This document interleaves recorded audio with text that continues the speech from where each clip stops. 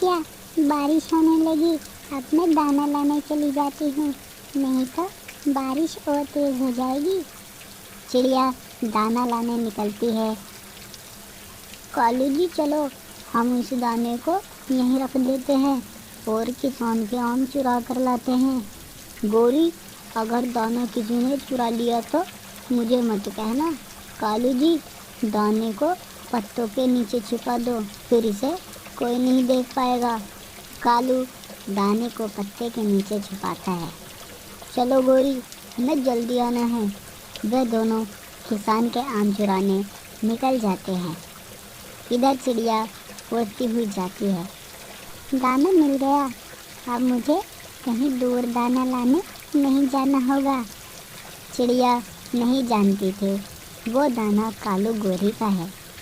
चिड़िया वो दाना लेकर घर की तरफ जाती है। कालू गोरी आम लेकर आते हैं। दाना कहाँ गया? गोरी मैंने कहा था दाना लेकर घर चलते हैं, पर तुमने मेरी नहीं सुनी। चलो अब हम घर चलते हैं। नहीं कालू जी, वो दाना हमारी मेहनत का है, मैं वो दाना नहीं छोड़ूंगी। मैं सभी पक्षी के घर जाकर देखूंगी दाना आखिर किसने चुराया है। गोरी बारिश बहुत तेज हो रही है, अगर तुम बीमार पड़ गई तो मेरे पास तुम्हारी दवाई के लिए पैसे भी नहीं हैं। पर गोरी पक्षियों की तरफ निकल जाती है। कालू आम लेकर घर की तरफ निकलता है। गोरी उल्लू के घर जाती है। उल्लू दरवाज़ा खोलो, बाहर आओ। गोरी इतनी बारिश में तुम्हें दूसरों को परेशान करने में मज़ा आता है क्या, जितनी बारिश में आई हो? उल्लू मेरा दाना चुर गया है, पता नहीं वो दाना किसने चुराया है। मुझे अपने घर आने दो, मैं तुम्हारे घर पर देखूंगी मेरा दाना तो नहीं। गोरी उल्लू के घर जाकर देखती है। ये रहा मेरा दाना। चोर, तुम कितने बड़े चोर हो, मेरा दाना वहाँ से उठा ले आए।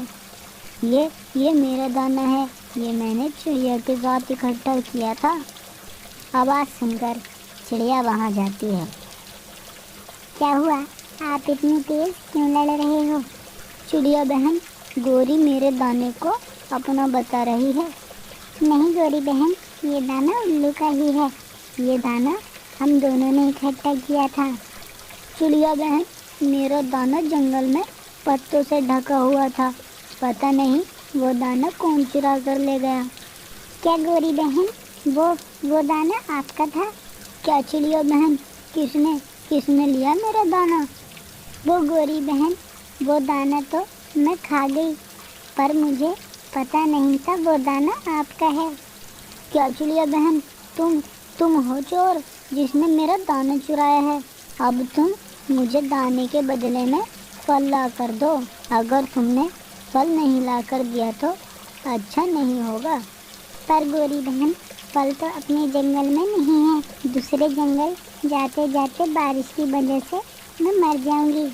चिड़िया, मेरे जाने तुम मरो या जियो, मुझे फल ला कर दो, नहीं तो कालू जी के साथ मैं तुम्हारा घर तोड़ दूंगी। चिड़िया डर के मारे फल लाने निकल जाती है। गोरी भी घर की तरफ निकल जाती है।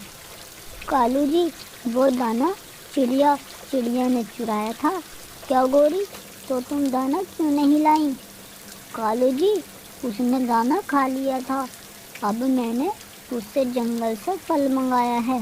कालू जी, आम लाओ, मुझे बहुत तेज भूख लग रही है। गोरी, वो आम तो मैं खा गया। क्या कालू जी, आप सारे आम खा गए? तभी दरवाजे पर दस्तक होती है। चिड़िया अंदर आती है। चिड़िया आम लेकर आई थी। गोरी आम खा जाती है। चिड़िया, मेरा पेट अभी नहीं भरा, तुम मेरे लिए और आम ले आओ। पर गोरी बहन, अपना हिसाब बराबर हो गया है। चिड़िया, जाती हो या नहीं, या हम तुम्हारा घर तोड़ दें? चिड़िया डरती हुई जाती है।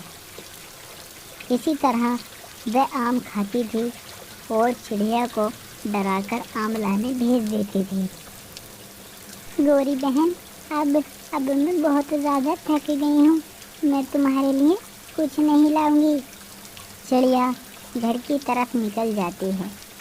कालू और गौरी चिड़िया को आकर पीट देते हैं और उसे घर से निकाल देते हैं। तुम हमारी बात तो ना करोगी, चलो चलो अब भागो यहाँ से, इस घर में हम रहेंगे।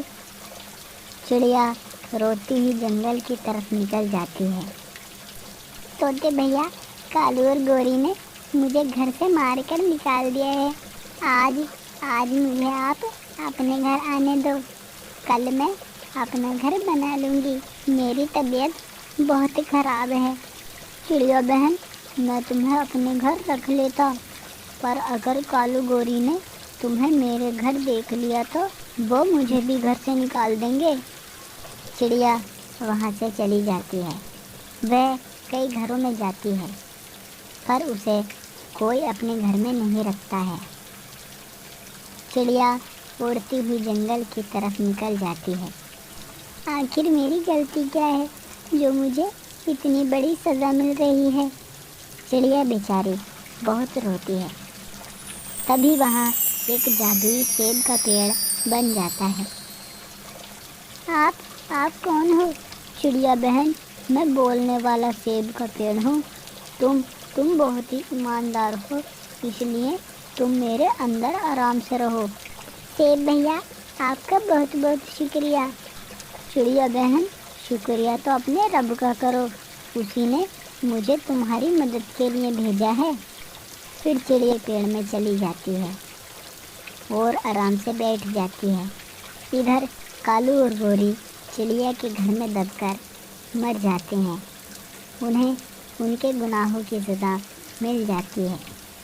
प्यारे दोस्तों, हमें हमेशा मजबूर लोगों का साथ देना चाहिए, क्योंकि अच्छाई का फल हमेशा अच्छा ही होता है।